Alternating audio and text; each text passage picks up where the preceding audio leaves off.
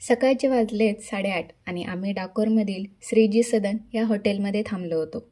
हाय, मी गायत्री आणि आता आम्ही निघलोय डाकोरमधील प्रसिद्ध रणछोडराय मंदिराकडे. तुमचे मुंबईकर मुंबईकर झेंडे कुठे झेंडे तुमचे ही आयडिया मस्त आहे.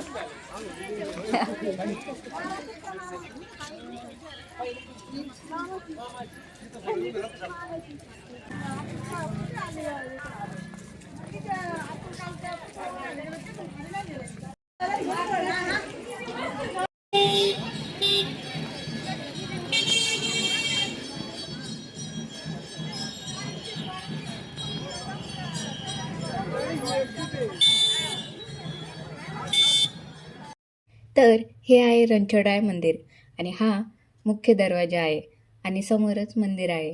हे श्रीकृष्ण यांचं मंदिर आहे. ह्या मंदिराचा इतिहास खूप प्रसिद्ध आहे, ज्यात भगवान श्रीकृष्णाच्या भक्ताच्या श्रद्धेची आणि त्यांच्या भक्तीची अनोखी कथा दडलेली आहे. भगत बोडना यांच्या भक्तीमुळे हे मंदिर प्रसिद्ध झाले, जिथे श्रीकृष्ण यांच्या भक्तीला प्रसन्न होऊन दर्शन दिले होते. असे मानले जाते की भगत बोडना हे श्रीकृष्णाचे मोठे भक्त होते. त्यांना श्रीकृष्णाचे दर्शन हवे होते, त्यामुळे त्यांनी श्रीकृष्णाची मूर्ती मथुरेवरून डाकोरला आणली. त्यांच्या भक्तीने श्रीकृष्ण प्रसन्न झाले आणि डाकोरमध्येच राहून त्यांना दर्शन देण्याचे आश्वासन दिले.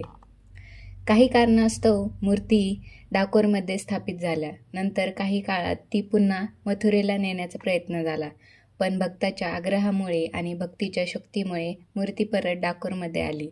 कालांतराने हे स्थान एक महत्त्वाचे धार्मिक केंद्र बनले. डाकोरचे हे रणछोडजी मंदिर गुजरातमधील प्रमुख तीर्थक्षेत्रापैकी एक आहे.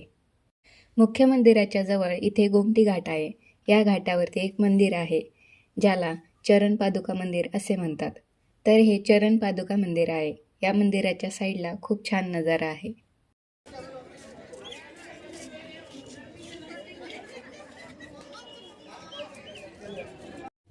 दर्शन करून आम्ही हॉटेलला रिटर्न आलो. तर इकडे बघा काय सुरू आहे. आता खाली झुकना पडेगा. अरे बाप रे सलाम मारना अयो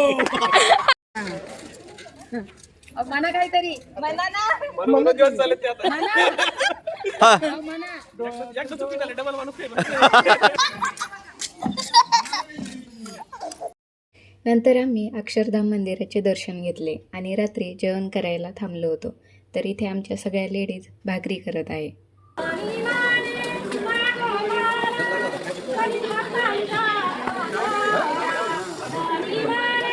नंतर आम्ही जेवण करून साईडलाच इथे देवीचं मंदिर होतं, तिथे दर्शन केले. असा होता आमचा आजचा दिवस. जर तुम्हाला माझा ब्लॉग आवडला असेल तर लाईक, शेअर, कमेंट करायला विसरू नका.